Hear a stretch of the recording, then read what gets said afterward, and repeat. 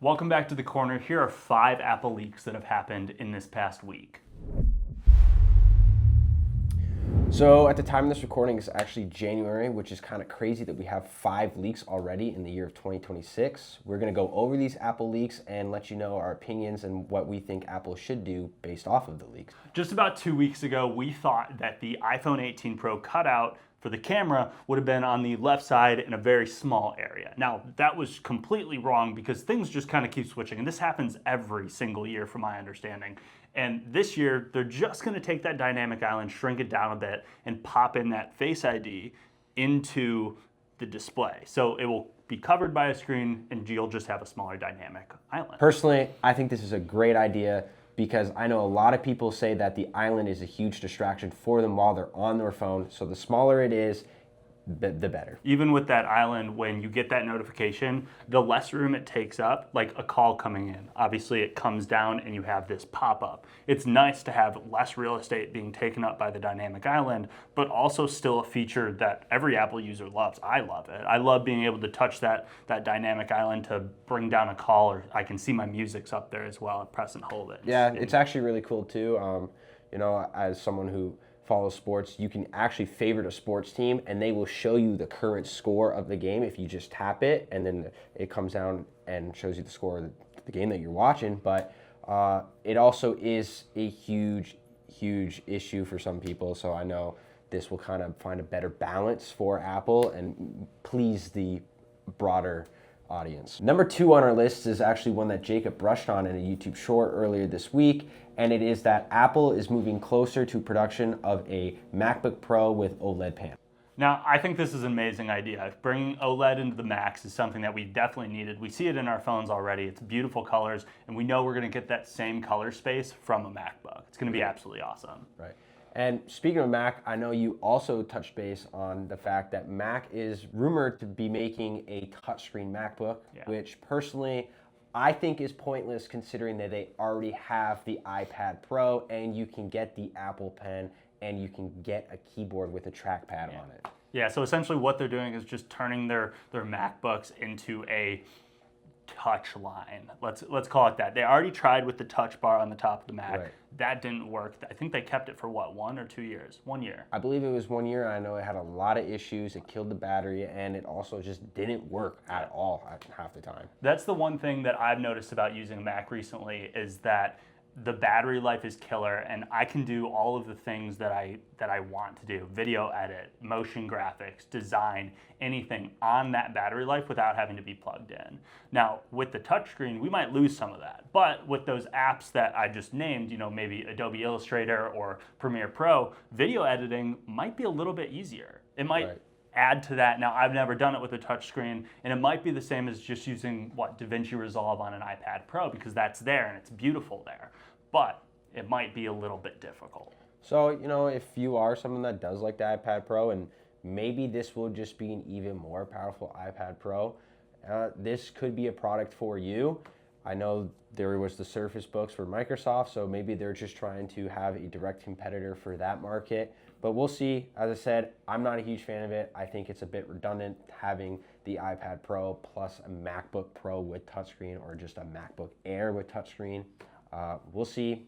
Maybe it'll kill the battery. Maybe the battery will sustain the touchscreen, but who knows? Who knows? So now that last one, all about Macs, but we're moving into number 3, and that is that Siri's new chatbot is finally coming out. We've been waiting for this for, since iOS 18 now. Right. Now, I know it's iOS 26, but they moved it, the whole thing. It's coming to iOS 27, and it's reportedly coming in with Gemini as well as some OpenAI features as well. So it should be pretty big for us. It should be pretty big. I mean, Apple has been kind of behind the ball with OpenAI recently, and we've seen a lot of progression with AI. I know a lot of people in the art world dislike AI, but in the business world, it can be pretty useful. You can summarize articles really quickly. You can have it look up like restaurants for you, give you a breakdown of what's going on kind of around the world. And as I mentioned to you privately, Siri kind of sucks when you ask it a question and it doesn't just tell you the answer. It says, here are a few articles. it'd be really cool with OpenAI. Siri can kind of give you like a 2-minute rundown if you really want to listen, and if you don't, you can just click your home button and turn Siri off. You can shut her up. Yeah. So. Essentially, what we are really looking for is that ChatGPT voice mode to come to Siri. We just want it so that when we hold up our phone and we talk to it, it doesn't have to go through that Apple intelligence process of asking us, do you want to use ChatGPT? Yes, of course we do. I mean, I want to. Just give it to me. Another really great Siri feature that we've been experimenting with and testing recently is the summarizing of messages and emails. That's something that I see all the time. I get a text message and it summarizes everything inside of that text message and or the bulk of them. Now, will this OpenAI also help with translation? I think it will, yes. Because I know Apple came out with the whole, while you're on FaceTime, you can translate what a person in a different language is saying, or even bring up captions while you're on FaceTime. That'd be a really cool thing if Siri and OpenAI can do that. You can do captions on FaceTime. Already? Yeah. Damn. I know English to English. I'm not sure what. Oh, I didn't know that. Yeah. I mean, it'd be really cool if you could do like English to Japanese or English or to Spanish. Italian, or English to Spanish. Baby, you got something in your nose. Fourth rumor on the list, which actually could be coming up pretty soon, is the follow-up to the 16E and is the iPhone 17E. The iPhone 17E is rumored to have the same 6.1-inch display, a sleek design like the 16E, and it will have an upgraded chip from the A18 to the A19. The iPhone 17E is going to have the same price as the 16E, which is $599. So this is a perfect phone for someone who wants the function of a phone but doesn't need all the bells and whistles of the other iPhone. Our fifth and final one for the day is a new Apple AirTag, but this one's going to be a little bit different. It's going to have a pin on it so that you can clip it to your clothing. It's going to be a wearable item. Now, the only difference is that it comes with hopefully dual cameras so that it can essentially track things and you can kind of see exactly where it is. Think of it like you're wearing a Nest camera. So maybe like a body cam. So it's a personal body camera at this point. Yeah, but most people use AirTags on their kids, right? You kind of pop them in their shoes or something. This way, maybe they wear it as a lanyard. People use them on their kids? Yep. I did not know that. Yep. They put them in their shoes. There's Skechers actually designed a shoe. That's actually pretty cool. I mean, like, it's nice. Kids wander off when they're at school. They do wander off when they're I wandered off a lot. I wandered when I was off a too, kid. yeah. I mean, crap. My parents tell me, be home before dark, and that's it. And then once I got to middle school, they gave me a phone, and I had to text them everywhere I went.